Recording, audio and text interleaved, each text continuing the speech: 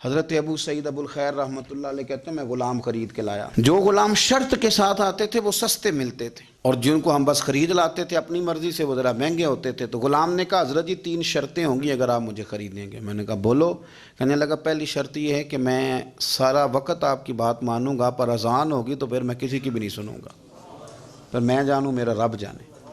میں نے کہا قبول ہے. کہنے لگا دوسری شرط یہ ہے کہ دن کے وقت بات مانوں گا، رات کو نہیں مانوں گا.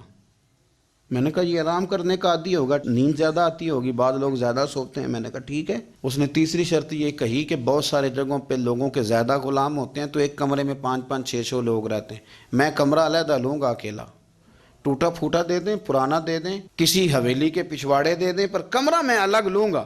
کہتے ہیں میں نے کہا یار یہ بھی قبول ہے. میں اسے گھر لے آیا. میرے دل میں تھوڑا تھوڑا کھٹکا تھا کہ یہ کہتا ہے میں وقت پر نماز کے لیے جاؤں گا، کہیں کام چوری نہ کرے، لیکن فرماتے ہیں یہ تو کام دوسروں سے زیادہ کرتا تھا اور توجہ سے کرتا تھا اور ذوق سے کرتا تھا. 2 دنوں کا کام 1 دن میں کر جاتا. فرماتے ہیں ایک رات کسی مجبوری کے لیے مجھے کوئی پیغام آ گیا، کہیں جانا تھا. میں اور میری اہلیہ اٹھے، حویلی کے پیچھے ایک پرانے کمرے میں وہ رہتا تھا. جب ہم اس کے قریب سے گزرے تو اس کے کمرے کی عجیب حالت دیکھی کہ زمین سے آسمان تک نور ہی نور. ہم نے جب کان لگا کے سنا تو وہ رو رہا تھا اور کہہ رہا تھا مالک میرے ذمہ نا میرے آقا کے بھی حقوق ہیں، اس لیے میں سارا دن تیری عبادت نہیں کر سکتا، صرف رات کو کرتا ہوں. مالک اگر میرے ذمہ تو نے یہ ڈیوٹی نہ رکھی ہوتی تو میں سارا دن بھی تیری بارگاہ میں حاضر رہتا، میں قرآن کی تلاوت کرتا، میں تیرے محبوب پہ درود و سلام پڑھتا، میں یہاں آ جاتا تیری ہی بارگاہ میں، پر میرے حقوق ہیں. اللہ وہ جو دن کی میری غفلتیں ہیں وہ معاف کر دے. حضرت فرماتے ہیں بڑا ذوق بڑا شوق، ہم نے جہاں جانا تھا گئے نہیں، واپس آ گئے. رات ہم نے اس کو مداخلت کرنا اور تکلیف دینا مناسب نہ جانا. صبح کی نماز کے بعد میں نے طلب کیا اور میں نے اسے بلا کر کے کہا کہ میاں تو آج کے بعد آزاد ہے، ہماری کوئی ذمہ داری تیرے اوپر نہیں، تو سارا دن قرآن شریف پڑھ، درود پاک پڑھ، اپنی مرضی سے چل. کہنے لگا کیوں؟